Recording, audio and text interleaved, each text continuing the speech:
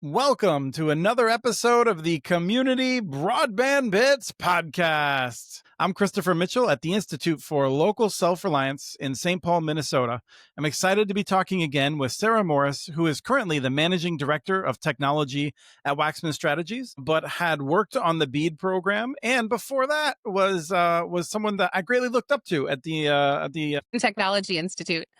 yeah, I was just like office of, it was just, that's the way my brain is lately. So Sarah, you've been on the show before, but it's wonderful to have you back. Thanks for coming. Thanks, Chris. I think it's been a while since I've been on, but it is lovely as always to be on the show talking about one of my favorite topics, connecting the country to affordable, reliable internet. Right. Something you cannot get away from. So you're No. at Waxman Strategies, which means I think you're being strategic.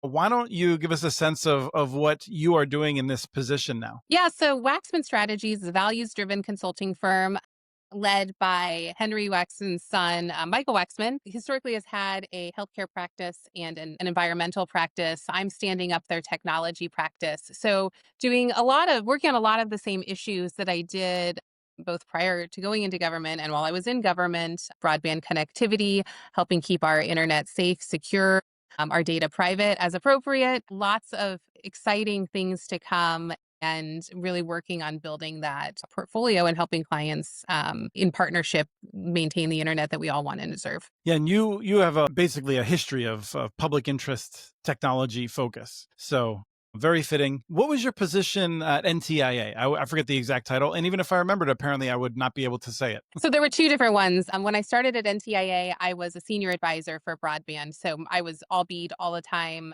helping Alan Davidson and the team stand up the suite of broadband programs set forth in the Infrastructure Investment and Jobs Act. So BEAD, middle mile, digital equity, and then helping with some of the expansions around tribal broadband as well. After we announced the allocations for the states in the BEAD programs, after we spent essentially the better part of a year figuring out how much money each state was going to get, and we made that announcement. A week later, I went on maternity leave after I had my daughter, came back.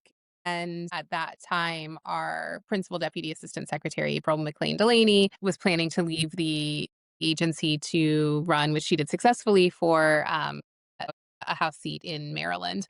So then I stepped into the Principal Deputy Assistant Secretary role. So Alan's number two at NTIA. Excellent. And in there, I feel like you had to deal with a lot of challenges, but it also, some of the people I've talked to, and including yourself, it sounded like it was quite rewarding.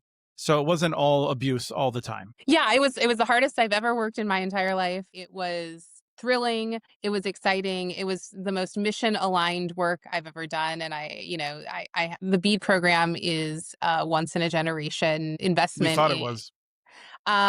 Hopefully it will Sorry. still be, but it was truly rewarding to work on something so big and so really the culmination of all the work I had done prior to that on broadband access and adoption. Yeah, and I just want to salute you. I feel like it is it's wonderful to see people take their expertise to government, work in public service, knowing that you're going to face tremendous criticism no matter how it goes. And so I always try to, even when I disagree with everything that someone does, I always want to try to honor their service. And I'm not thinking of you there. I'm thinking of some of the people that are currently in a position related to that. But as we're talking today, we're going to be releasing this as soon as we can. But this week, we learned of kind of like, I would say, I described it as secret caps, but basically, in June, the Trump administration's NTIA changed the BEAD program to push more rural households towards satellite. And then last week, the states delivered their plans, many of them. And then this week, it emerged that there's kind of another push to try to force more rural homes into having a satellite service. And then just recently, the NTIA has released a myth versus fact sheet about what's happening, in which I would say they confirmed the article that I wrote about what was happening, but they did it in a way that said that I was wrong and a bad person, if you sort of take the implications of it. But I wanted to talk with you about what is happening and how you interpret it, because I think maybe one place to start is that I don't think anyone's alleging that NTIA does not have the authority to do this. And we'll probably talk about the wisdom of doing this. But let me ask you to first start there, maybe, and then we can circle around to all the other things. Yeah, I mean, so the statute is clear in that I think it's helpful to step back and think about what the Infrastructure Investment and Jobs Act did as it relates to BEAD. So the premise of the BEAD program was to finally close the digital divide and take all of the unserved and underserved locations that exist in the country, and take the final step in closing them once and for all. This was coming on the heels of several other broadband grant programs, such as the Capital Projects Fund. Wasn't exclusively a broadband project or broadband grant program, but it was among them. That was among those uses. Right. I was actually just refreshing myself on this, and you're well aware of the Connect America Fund and RDOF. And I felt like Congress had totally changed. And I'm sorry to jump in. It's just for No. me, this is like the most important thing because it drives me crazy, which is Congress was going to like give the money to the FCC as they were contemplating this. And then they shifted it, right? And they shifted it to NTIA specifically because of past failures. Yeah, and they did it in structuring it very deliberately as a state grant program. So NTIA oversees the program, but states are ultimately the ones responsible for running a competitive bidding process. And the statute is very clear that states should run a fair and transparent competitive bidding process to allocate or to spend this money and to subgrant it to the internet service providers that apply for funds. And the obligations of the states and for NTIA to oversee is to connect every unserved location, every underserved location, and then any money left over after a state has done that can be spent on other the statute calls non-deployment uses. And there's a wide range of ways you can interpret that and operationalize that in a grant program. What the Right. We statute anticipated workforce development, for instance. So go ahead. workforce development, digital skills training, making sure that the people who are accessing the internet can actually these are late adopters, so making sure they have the tools to come online, augmenting capacity in various ways. So to your original question, which was like no one's really questioning whether NTIA has the authority to do this. I think that's a question we can debate. I will say that this is an very unusual and concerning step in this sequence coming after all of the states have run at least one. Some states have run multiple rounds of a competitive bidding process, to sort of come in at the end and overlay a new set of expectations. Does it Mhm. violate the law? I don't know. Is it in line with the instructions in the law that Congress laid out in a bipartisan way? I don't think so. And so, I think it's worth having a longer conversation about. Sure. So when you look at it, would you say that I'm being not charitable if I'm saying that, like, I mean, I've been trying to simplify this for people that don't follow it. And I don't like oversimplifying, but it does seem like the entire purpose of this is to move rural households from a fiber solution to a satellite solution. Let me just stop there before I layer this question up with B, C, and D. It does, assuming what you said in your article is true and sort of like triangulating that with what I have an imperfect set of information here. I'm not inside the building. This does appear to be a cost reducing measure, cost to build reducing measure, and whether or not yeah, I think that will tend to favor satellite technology. Whether or not that is explicitly the NTIA's intent, I don't can't speak to that. How do you react to it as someone who thought very deeply about how to put this program together? I'm sure you consider different approaches to it. And let me just ask that, and then we'll come back to what Congress intended. But just from your perspective, in terms of a program that is good for America, how do you react to these changes? I mean, states are designed to be in the driver's seat here. And we spent a lot of time when I was at NTIA thinking about how we let states be in the driver's seat while balancing the need for, as I said earlier, for appropriate oversight, accountability, et cetera. The competitive bidding process really is at the crux of the state responsibility here. And it's interesting. I mean, again, and this is getting into speculation territory based on what you've reported and what's kind of reading between the lines of the fact sheet that's now assuming that's legitimate as well. If this is a matter of sort of like relying on modeled data to check the work of the states, it one feels like not exactly the right use of modeled data, right? Like you use predictive modeled data when you want to predict the future, when you don't have a clear data set in front of you. So, if you wanted to like think about how you're designing the program, or even if you wanted to think about what the extremely high cost per location threshold should be going into as an assumption going into a competitive bidding process. But the irony for me is that we have the best data available right now, and that is the result of all of these competitive bidding processes. So, when I think about like trusting the states and putting them in the driver's seat to best serve the needs on the ground in their community, I think of a competitive bidding process administered by the states and approved, either officially or unofficially. I don't know exactly what the process looks like right now, but I think there was at least some meeting with NTIA to both prior to and after the competitive bidding process was run by the state. So it wasn't done like completely willy-nilly, but I would trust the results of those processes, and I would trust industry to put forth their best and final offer in the context of the competitive bidding process up against, what they expect to see from their competitors. Yeah, I know that you were dealing with the states, but I'm sure you've heard some of the feelings from some of the bidders, the companies that are looking for this. And I just gotta think, like, how infuriating must it be to have gone through the process over the years to get to a point where you're like, all right, well, finally here it is, we're gonna get our locations. And then to find out, oh, no, we have to go back again. And we've just lost these locations and we have to lower our prices over here. And like, all right, we're going to figure it out. But at least then we'll be done with this whole long process. And to be told, nope, like once again, pulling the rug out from under you. It does. I mean, I feel like you're locating this, like you seem like you're coming back to the focus on this is something where we're taking states out of the driver's seat. And to me, that's what it looks like. And it's infuriating because the whole point, and we mentioned this a couple minutes ago, of this program was that the states were going to be in the driver's seat and we weren't going to substitute the specialized knowledge of bureaucrats in DC for that to force solutions on people that they don't want. And from my perspective, it looks like that's the direction that we're going. Yeah, I mean, this notion of how the grant program was structured at a macro level was hotly debated in the lead up to the passage of the Infrastructure Investment and Jobs Act. And like you said, this could have been a program that was run out of the FCC. It could have been a program that was run much more top down from NTIA, where NTIA like did the subgranting process a la BTOP. And the Congress was very specific in how they structured it. I think at the core of that structure is this notion that there is not a one size fits all answer to this, and that an open, fair, and transparent competitive bidding process is the best way run uniquely by each state is the best way to achieve the overall goals of the program. Can I bug you about technology neutrality? Sure.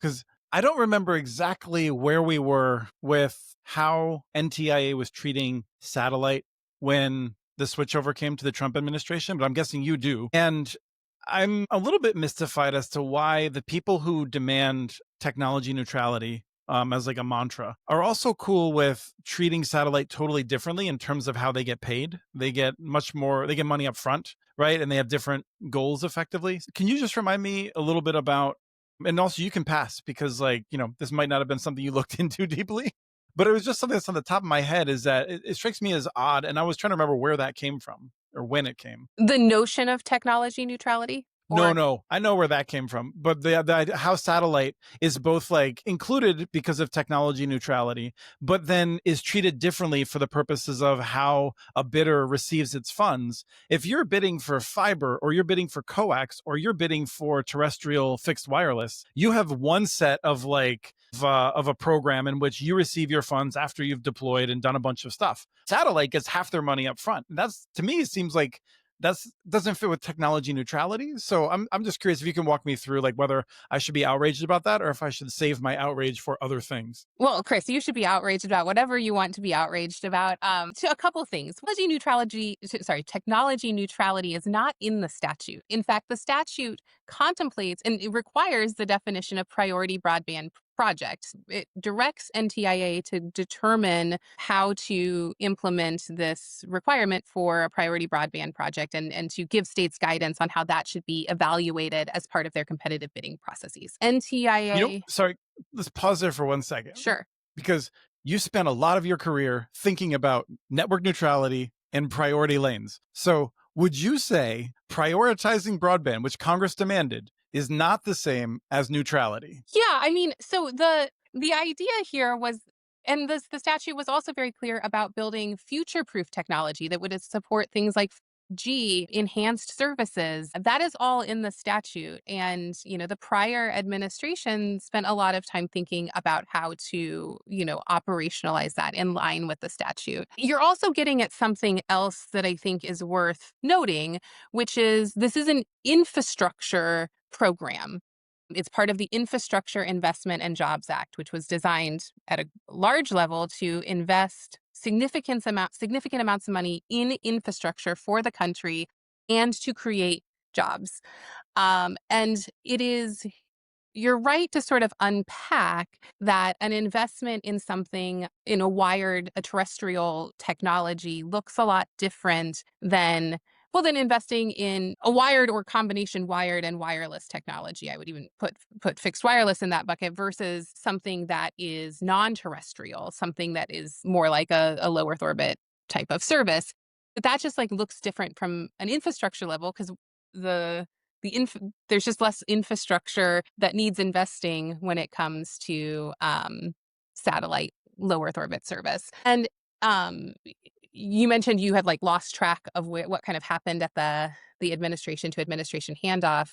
The previous administration had released guidance, I think, in January of 2025, but prior to inauguration, outlining the ways in which satellite could be both considered and funded within the relevant, federal grant law for these types of programs. And it involved, a considerable amount of thinking and analysis to get to that point. And it's neither here nor there now because that has been superseded by the guidance that came out that you already pointed to in June. But I do think it's fair to say that investments in satellite service for the purposes of this program, it's not to say anything negative about satellite as a potential gap filler in extremely remote areas, which is how the previous administration, NTIA, thought about this, that it's bad. I mean, it is a extraordinarily useful service. But when it comes to again, getting back to the fundamentals and the goals of the Infrastructure Investment and Jobs Act, we're supposed to be investing in infrastructure and creating jobs. And I would argue that the money, any dollar we're spending on satellite is money that we're not investing in infrastructure for rural communities, in the creation of jobs in and for these rural communities. Right. I think just as one example of that, data centers are certainly becoming more contentious. And I think we're all watching that to try and get a sense of like, what is the dynamic and are they harmful and in what ways can we mitigate that? But you can imagine that there are places, and I specifically heard of an example in Louisiana where because they were putting fiber in, that town now was eligible to receive a data center. It looks like they're going to have a data center coming to town. It doesn't work that way if that community has satellite. And the data center is not going to be like, cool, we're going to get 5 Starlink terminals and we're going to put $100 million into a facility here and connect it that way. And so that's just one of the areas that is just, it's so frustrating for me, for people that I feel like they treat it like we're saying Starlink is invaluable, and we're not. We're saying this is a program that had specific goals in mind. It was part of a larger picture. I've never made that point before, but you've made it very well, and simply put, the only direction I can imagine in terms of the impact on job growth for a community that or a rural area that has more Starlink is less job growth. Perhaps they may have a few people that choose to move there, but you can get Starlink anywhere. So it's not clear why that would be a differentiator. While you have local telecommunications companies that have been doing phone service there, and now they are less competitive. And so they are more likely to close shop and you're more likely to lose jobs with this strategy, just from a narrow perspective. So I agree with that framing. I don't know if there's anything else you want to add to it. I mean, you bring up another interesting point, Chris, which is it's the impact on households and the impact on communities. I like to think about this. The investment in infrastructure really is designed to benefit both, right? I like to think about this in the context of rural electrification because I think that this is a very similar moment of importance and risk for extremely rural communities. When we talked about rural electrification and when this country committed to connecting every household in this country, no matter how rural, to an electric line, that meant basically everyone. And in the modern context of investment in infrastructure for broadband and for high-speed internet service to communities, I think about this as the equivalent of leaving some houses behind with a generator rather than committing to actually build the electrical line to that. We would never, in the context of rural electrification, have acknowledged that or have agreed that an electric generator would provide the same level of service over time as an electric line. And though it's a critically important tool that many rural households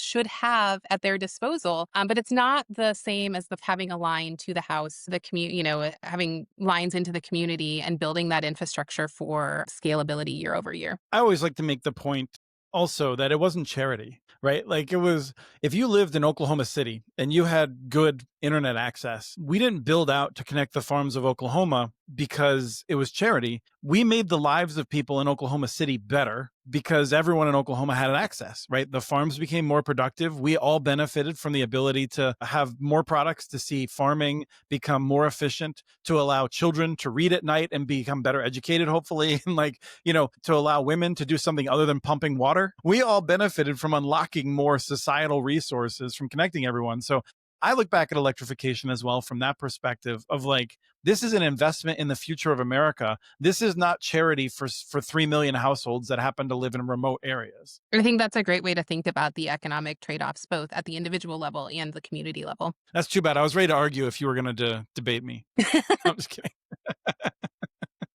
I I'm curious about I want to get to the non-deployment funds, but regarding deployment, is there anything else? I realize that I feel like there's times where your hair might be getting blowed back because I'm moving a little quickly and No, you're I've fine. interrupted you a number of times. So, is there anything else on the deployment side that we should touch on that you want to make sure we cover? Yeah, I mean, I think that I would urge this NTIA to stay true. We heard Ariel Roth, I've heard Brooke Donnellan speak at Mountain Connect about the importance of staying true to the statute, and I really appreciate that of this leadership of this NTIA, and I believe them when they say that. And I just hope that in the context of supporting states as we're rounding out the what has been an arduous subgranting process, that they stay true to the statute and allow states to remain in the driver's seat with appropriate oversight, but not with mysterious, non-public, non-transparent additional processes, even if they are, sort of tailored state by state. That they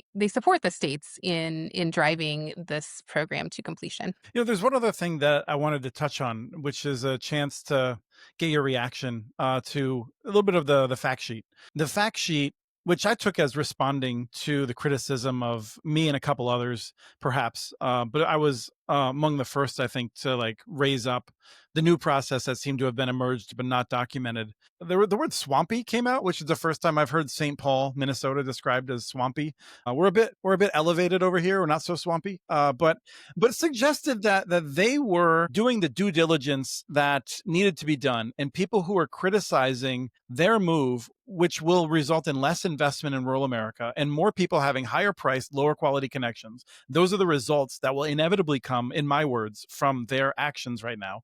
They seem to suggest that I was, part of some sort of group that was benefiting from insiders and that they were fixing a process that was just irresponsible with how you were allocating money for broadband in America. Yeah, I mean, the fact sheet is confusing without sounding overly defensive. I think that the prior administration has taken a lot of criticism for going too slowly, for being too process heavy, and that seems at odds with the characterization in the fact sheet of just standing by the window and throwing money out at whatever Mhm. broadband networks happen to land underneath. I Um, think you'd be a helicopter money drop person. I don't think you'd do it through Windows. so I look, I appreciate what NTIA is trying to do here, and I do hope that the future of this program is one that's marked by true accountability and that these are wise investments that we keep track of over time. And so, and like, I don't know if they formally released the fact sheet or if someone got a hold of it, but I recognize that they're moving fast and they're trying to stay true to the deadline that they set. Mhm. And that's hard. So I don't want to, it is what it is. I But feel like I do think that I'm the out on a criticism is limb. a little funny. I feel like I'm out on a limb with my outrage. I feel like you should be. I'm gonna be more outraged on your behalf. Like, but I guess you're used to at this point. You develop that thicker skin from public service, maybe. Like, I just find it insulting to be told that their effort to force higher cost, lower quality internet service on families is in the best interest of the country, and that they're doing it for a noble purpose. They might be doing it for noble reasons in their minds, but they should go talk to the people who are being switched over, because those people could be on Starlink today. They could have been on Starlink yesterday. They've heard from their friends and family as to what the performance is. There's 2 million people across rural America that have Starlink, and I think overwhelmingly there's a sense that it works pretty well. But the simple fact is that there are millions of people who have chosen not to use it, right? I mean, we've seen state programs already give out free terminals and found that very few people wanted them. These are not morons. These are people who are making a value decision with their dollars as to what they think is best for their future. And the Trump administration is overruling them from DC and then claiming to be holier than everyone else for making that decision. And I'm furious about it. But you, like, I'll just say, like, I really appreciate your restraint. Look, Chris, I think that a very important point that you just said there is the need to go out and hear from communities impacted by these processes. And that's that's built in both to the model of a state-driven approach. Because in the original NOFO, states were required to do extensive consultations with different members of the community. And the NOFA was designed to be clear that that was not supposed to be like perfunctory. And so again, like Right. The NOFO is the collection sorry. of rules that people had to follow. Yeah. Yes. So there's the statute, and then there is the notice of funding opportunity, which is what NTIA puts out to guide how the process is going to work. That has since, as you noted, been amended fairly substantially in the June 6th guidance that NTIA put out. But there was an original NOFA that was released in May of 2022. Yeah. That was roughly 15 years ago, I think. Feels like it sometimes. All right, let's talk about the non-deployment funds. So the states are coming in way under budget now. And I'll just note, for all the criticism that I, among others, leveled at the Biden administration and continue at times to level, the states are coming in at or below budget to deliver amazingly high quality technology to most people. I did not think we would have that level of success. And it is clear from what we've seen of states that have released it that they did it. And then the rules changed and they did it again, resulting in less of use of funds that were allocated for this purpose. NTIA said that they would issue more guidance in the future about what could be done with those leftover dollars that are not used for those connections, which I took to mean as goodbye. I mean, we have yet to be seen, and I'm not the most charitable person here, so they might be coming out with a way that states can use this. But I'm expecting states to lose this money, and I'm curious if you feel like I'm overreacting. So again, stepping back just a little bit, I think again it's Mhm. important to go back to the statute and the task for states and for NTIA to administer, at a federal level, was to connect every unserved location in a state, every underserved location in a state, and then whatever was left over, a state could use for what is referred to in the statute as non-deployment uses. And there's, some parameters in the statute that lay out how to think about that. And then NTIA in the original notice of funding opportunity laid out how to essentially operationalize that statutory the guidance in the law. But I think it's important to kind of think about why the law was structured that way and the incentives that it creates. So each state is given a slice of the pie, the $42.5 billion BEAD fund. The way that slice is calculated is probably the topic for another show, but it was a process that I was intimately involved in, which was a formula that relied on the FCC's broadband data maps and their representation of unserved location in a state divided by the number of total locations in a state, and then with an additional calculation for extremely high cost areas. So there's like a lot of work that went into slicing and dicing the BEAD money. But the thing that's important to remember is that each state gets its allocation and then they have to figure out how they're going to spend it. the formula for the allocations and the actual needs on the ground is not always perfectly aligned because I like to think of it as unserved locations are not all created equal. Some unserved locations are at the top of a mountain. Some are just really, really far apart in a flat area. Others are just unserved because of some quirk in build out strategy among the carriers in a particular state. And so different Right. Some states are Colorado and some states are Delaware. Yes, and some states are Nebraska. Right. And so, each state is going to have a different puzzle to put together to figure out how they're going to connect all the unserved locations, all the underserved locations, and then what they're going to do with that extra money for non deployment uses. I like to think of this as the original benefit of the bargain, right? Like if you're really efficient and, lucked out on the allocation, on the number of the cost for each unserved location in your state, you might have extra money available to spend on non deployment uses. And you were incentivized no matter what to spend that money as efficiently as possible because if you were able to connect all the locations in your state, then you had more money left over for non deployment uses. Similarly, if you spent your money really wisely through other grant programs like the Capital Projects Fund at Treasury, then that might unlock more funds available for non deployment uses. So, again, states were sort of tasked with this really challenging, and the benefit of solving the puzzle smartly was that you got extra money to spend on these things. This is all in the statute, right? Like the idea of non deployment uses is baked into the statute. Which for people who are like really a little bit lost, that's Congress, like Congress's Yes. language. And according to the Constitution, they're the ones that matter here. And they set the terms and everyone else has to follow it. It's not guidelines, right? It's not like the pirate code. It is the rules that one has to stick within. Yeah, and look, I know I'm getting into the weeds here, Chris, but I'm going to take it one step further and to say that not only is this in the statute, it's part of the law. All of this money has already been, we call it, obligated to the states. So think of it this way, think of each state as having a bank account with the federal government. And that allocation amount that varies for each state has already been put in their account. There are just conditions. Right. And it's like a credit card for like teenagers where like they can withdraw it for certain reasons. I like to think of it more of like a trust fund. Like it's available, and if you meet certain conditions, then you can start drawing down different portions of the fund. But this notion that it's out in the world and that NTIA can just reclaim it isn't based in how both the law for BEAD, the Infrastructure Investment and Jobs Act, it's not how it works, and it's not how grant law works.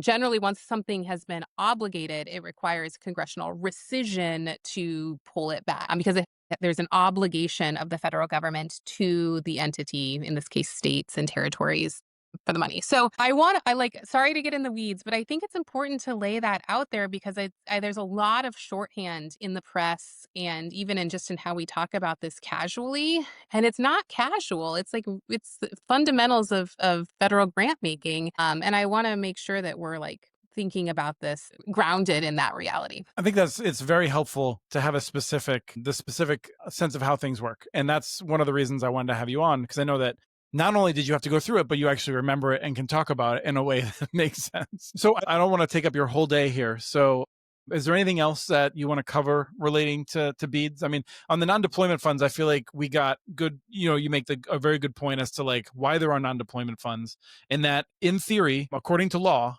Congress or NTIA should not be able to just pull that back. It is possible that the president's administration is expecting another rescission package through Congress that might do that, and they're waiting for that.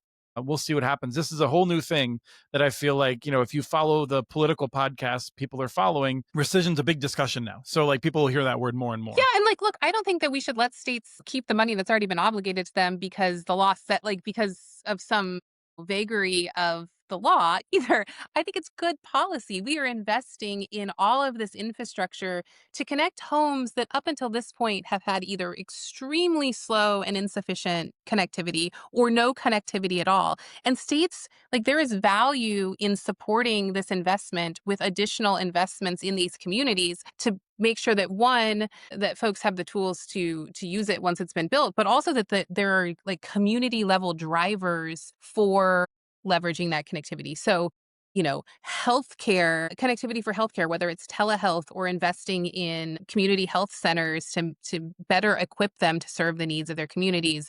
investment in AI infrastructure, which you've already talked about, precision agriculture, all of these things that for rural communities can really be transformative in taking the connectivity itself and enhancing the value by, a number of order of magnitudes. And so and Congress contemplated that, right? So I just think, I hope that the door on conversation around non-deployment uses is not closed, that there is an openness at the agency to continuing to think about a way, even if they're narrowing the scope of non-deployment uses, to continue to think about the real value that this money can bring to states. I would even up the ante on that, which is to say that we're talking about for the BEAD program. At this point, we're talking about in the order of like 3 to 4 million locations. I think there's probably, one could argue, there's a bunch of people left over. So, but call it on the order of like 5 million families that might be touched by this, which is what, like 12 million people, 13 million people, something like that potentially. There's more than 30 million people who today have access to the internet. They live in Baltimore and Comcast is available at their building, but they're not using the internet. There's people who might be in areas where they have no devices. They can't afford the service. And so the non-deployment funds, like I would say, are even more important because there's actually a greater population that needs to benefit from additional digital skills, devices, and affordability programs. And that number of people is significantly more than the number of people in rural areas that don't have access to infrastructure. So it's one of those things that I feel like those people are constantly left out, except for those of us in the public interest. So I feel like I'm a broken record on this to be like, what about these people? Like we spent $100 billion more than that on rural locations, and we spend almost nothing on the person in Baltimore that has never had a real chance to use the internet. Yeah, I mean, if the goal of this program is to close the digital divide once and for all, I think like this money has been explicitly directed on a bipartisan basis to solving that problem, and it'd be disappointing to not solve the problem using that money. I was at workforce is another. We have to build these networks, and so like making sure that we have. Not if they're in space. But making sure that Sorry. communities are equipped with the people and the trainings and support to guide those workforces, I think is another major opportunity for non-deployment. But yes, like this is supposed to be BEAD is supposed to be the cleanup batter after a long and storied history of investments in broadband access and adoption, up to and including the current federal investments under, but to do that, to like fully realize the magnitude of this investment, which we're never going to get again, we need to do it right. Yes, and that's, I guess we can wrap in a second, that this is the part that I find like the most frustrating, is just that for all the problems I had with BEAD, I was like, well, at least we're moving in the right direction in terms of moving power to the states and decision making by people who will be held accountable for it. And the Trump administration seems to be focused on pulling power back to make the same mistakes that we made with billions of dollars before that ended up being deployed without actually changing the level of service available to the people that were supposed to benefit. So it's so frustrating, but it's that's the reality we're looking at right now. I will say, I think that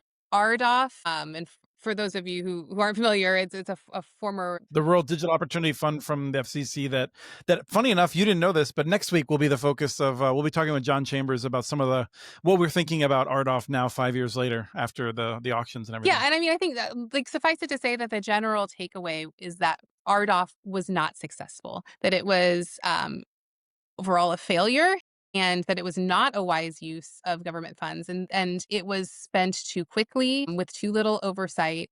And I would just caution this leadership at NTIA to really think about the lessons learned from RDOF and to make sure that they're structuring, the new guidance, the results of this new guidance in a way that protects the integrity of the BEAD program, because that is something I care tremendously about. Sarah, I want to thank you for your time today. I know you fit me into a tight schedule, so I do appreciate it. Thank you so much, Chris, for having me. And we're back. Haha, we fooled you. That wasn't really the end of the show. We had one more point. So, Sarah, I was hoping you'd give us a sense of what's happening to try to advocate for some of the interests we brought forward on this show. Yeah, look, Chris, there's a lot of people working on the general issues of promoting broadband access and adoption. A lot of people laser focused on the BEAD program and where it's going next. I count myself among them, along with other folks in this space. And so, if what I'm saying is sparking something with you, reach out and we'd love to get you plugged into the broader set of efforts that are happening across the space to ensure that this program stays on track and meets its statutory goals. Awesome. Thank you. We have transcripts for this and other podcasts available at communitynetworks.org/broadbandbits. Email us at podcast@communitynetworks.org with your ideas for the show. Follow Chris on Blue Sky. His handle's @SportsShotChris. Follow Community Network's stories on Blue Sky. The handle's @CommunityNets. Subscribe to this and other podcasts from ILSR, including Building Local Power, Local Energy Rules, and the Composting for Community podcast. You can access them anywhere you get your podcasts. Catch the latest important research from all of our initiatives if you subscribe to our monthly newsletter at ilsr.org. While you're there, please take a moment to donate. Your support in any amount keeps us going. Thank you to Artie Huseby for the song Warm Duck Shuffle, licensed through Creative Commons.